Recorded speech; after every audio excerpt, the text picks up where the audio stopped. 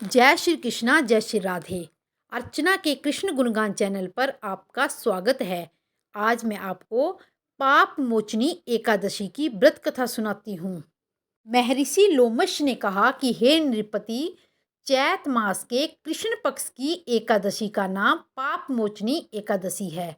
उसके व्रत के प्रभाव से मनुष्यों के अनेक पाप नष्ट हो जाते हैं। मैं तुम्हें इस व्रत की कथा सुनाता हूँ, ध्यान पूर्वक सुनो। प्राचीन समय में चैत्ररथ नामक एक वन था। उसमें अप्सराएं किन्नरों के साथ विहार किया करती थी। वहाँ सदैव बसंत का मौसम रहता था, अर्थात उस जगह सदा नाना प्रकार के पुष्प खिले रहते थे। कभी गंधर्व कन्याएं विहार किया करती थी, कभी देवेंद्र अन्य देवताओं के साथ क्रीड़ा किया करते थे। उसी वन में मेधावी नाम के एक ऋषि थे जो तपस्या में लीन रहते थे। वे शिव भक्त थे। एक दिन मंजू घोषा नाम की एक अप्सरा ने उनको मोहित कर उनकी निकटता का लाभ उठाने की चेष्टा की।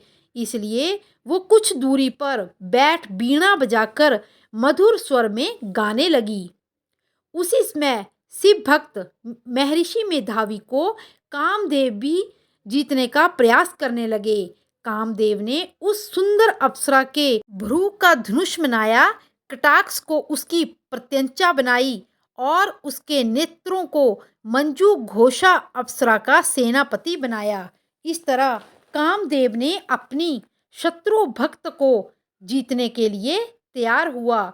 उस समय महर्षि मेधावी भी युवावस्था में थे और वे काफी हष्ट पुष्ट थे। उन्होंने यज्ञोपवीत तथा दंड धारण कर रखा था। वे दूसरे कामदेव के सम्मान प्रतीत होते थे।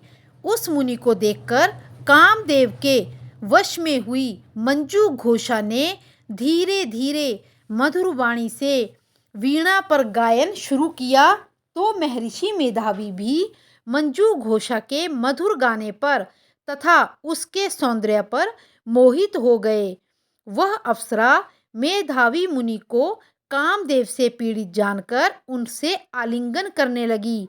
महर्षि मेधावी उसके सौंदर्य पर मोहित हो गए और शिव रहस्य को भूल गए और काम के वशीभूत होकर उसके साथ रमण करने लगे।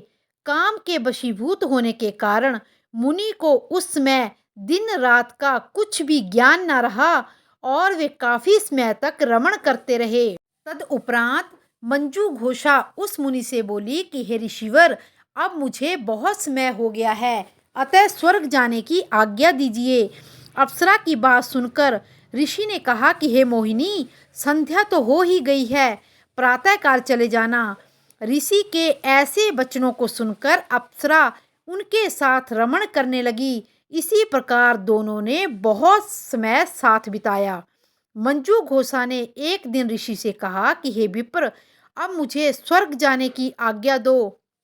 मुनि ने इस बार भी यही कहा, हे रूपसी, अभी ज्यादा समय नहीं हुआ है, तुम कुछ और ठहरो। मुनि की बात सुनकर अप्सरा ने कहा कि हे ऋषिवर, आपकी रात तो बहुत लंबी है, आप खुद ही सोचिए कि मुझे आपके पास कितना समय हो गया है, अब और ज्यादा समय तक ठहरना क्या उचित है।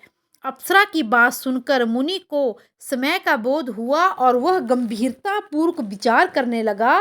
तब उन्हें समय का ज्ञान हुआ। उन्हें रमण करते हुए 57 वर्ष व्यतीत हो चुके थे और उस अप्सरा को वह काल का रूप समझने लगे। इतना समय भोग विलास में व्यतीत किए जाने पर उन्हें बड़ा क्रोध आया। अब वह भयंकर क्रोध में जलते हुए उस तप को नाश करने वाली अप्सरा की तरफ एक नजर तक नहीं देखना चाहते थे।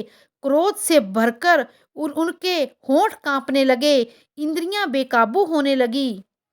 क्रोध से कांपते हुए मुनि ने उस अप्सरा से कहा कि मेरे तप को नष्ट करने वाली दुष्टा, तू महापापिनी है, बहुत ही दुराचारणी है, तुझ पर धिक्कार है, अब तू मेरे श्राप से पिशाचिनी हो जा। मुनि के क्रोध युक्त श्राप से वह अप्सरा पिशाचिनी बन गई। यह देखकर वह व्यथित होकर बोली कि हे ऋषिवर, अब मुझ पर क्रोध त्याग कर प्रसन्न होइए और कृपा कर मुझे बतलाइए कि इस श्राप का निवारण किस प्रकार होगा। विद्वानों ने कहा कि साधुओं की संगत अच्छा फल देने वाली होती है और आपके साथ तो मेरे बहुत वर्ष व्यतीत हुए हैं, अतः आप मुझ पर प्रसन्न हो जाइए।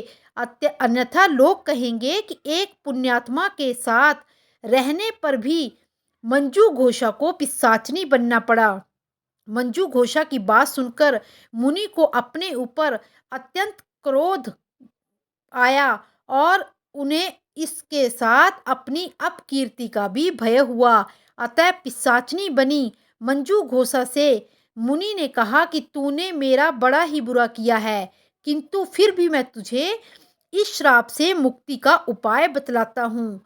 चैत मास के कृष्ण पक्ष की जो एकादशी है उसका नाम पाप मोचनी एकादशी है। उस एकादशी को उपवास करने से तुझे पिशाचनी की देह से मुक्ति मिल जाएगी। ऐसा कहकर मुनि ने उसको व्रत का सब विधान समझा दिया। फिर अपने पापों का प्रायश्चित करने के लिए वे अपने पिता चैवन ऋषि के पास गए। चैवन ऋषि ने अपने पुत्र मेधावी को देखकर कहा कि हे पुत्र, ऐसा क्या किया है तूने कि तेरे सारे तप नष्ट हो गए हैं, जिससे तुम्हारा समस्त तेज मलिन हो गया है। मेधावी मुनि ने लज्जा से अपना सिर झुकाकर कहा, पिताजी, मैंने एक अप्सरा से रमण करके बहुत ही पाप किया है। इसी पाप के कारण मेरा सारा तेज और तप नष्ट हो गया है। कृपया करके मुझे इस पाप से छूटने का उपाय बतलाइए। ऋषि ने कहा कि हे पुत्र, तुम चैत मास के कृष्ण पक्ष की पाप मोचनी एकादशी का व्रत विधि पूर्वक करो, जिसके करने से तुम्हारे समस्त पाप नष्ट हो जाएंगे। अपने पिता के वचनों को सुनकर मेधावी मुनि ने पाप मोचनी एकादशी का व्रत किया और उसके प्रभाव से उसके समस्त पाप नष्ट हो गए। लोमस ऋषि ने कहा कि हे राजन, इस पाप मोचनी एकादशी के प्रभाव से समस्त पाप नष्ट हो जाते हैं। इस एकादशी की कथा का श्रवण व पठन करने से 1000 गोदान करने का फल प्राप्त होता है। इस उपवास को करने से ब्रह्म हत्या करने वाले, स्वर्ण चुराने वाले, मद्यपान करने वाले, अगम्य गमन करने वाले का भी भयंकर पाप नष्ट हो जाता है और अंत में स्वर्गलोक की प्राप्ति होती है। इसी तरह की और भी कथाएं सुनने के लिए मेरे चैनल को लाइक, शेयर और सब्सक्राइब करें और कमेंट बॉक्स में जय श्री कृष्णा अवश्य लिखें। जय श्री कृष्णा, जय श्री राधे।